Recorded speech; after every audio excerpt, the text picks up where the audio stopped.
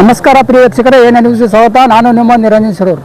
ಬೆಳಗಾವಿ ಜಿಲ್ಲೆ ಯಮಕನಮರಡಿ ಮತಕ್ಷೇತ್ರದ ಪರಕನಹಟ್ಟಿ ಗ್ರಾಮದ ನೂತನ ಸರ್ಕಾರಿ ಪ್ರೌಢಶಾಲೆ ಉದ್ಘಾಟನೆ ಸಮಾರಂಭವನ್ನು ಯುವ ನಾಯಕ ರಾಹುಲ್ ಜಾರಕಿಹೊಳಿ ಅವರು ದಿನಾಂಕ 27/2/2026ರಂದು ನೆರವೇರಿಸಿದರು.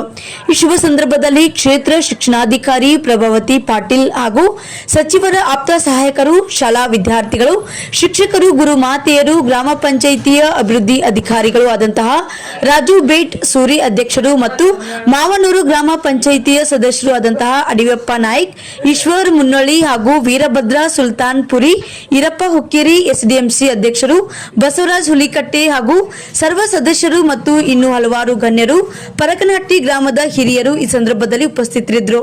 ವರದಿಗಾರರು ನಿರಂಜನ್ ಶಿರೂರ್, ಎನ್ಐ ನ್ಯೂಸ್, ವಿಜಯಪುರ.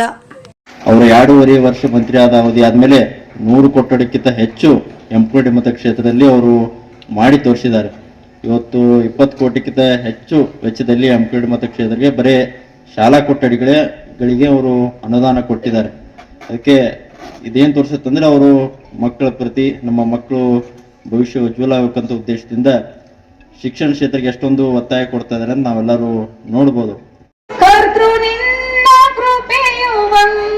ಸಕಲ ಸುಖದ ಸಾಧನ ಜೀವ ಕೋಟಿ ಕಾಯ್ವನೆ ಚರಣ ಕಮಲಗಳಿಗೆ ನಮಿಸಿ ಬೇಡಿಕೊಳ್ಳುವೆ ದೇವನೇ ಕರುಣಿಸಯ್ಯ ದೀನ ಬಂಧು ಜೀವ ಕೋಟಿ ಕಾಯ್ವನೆ.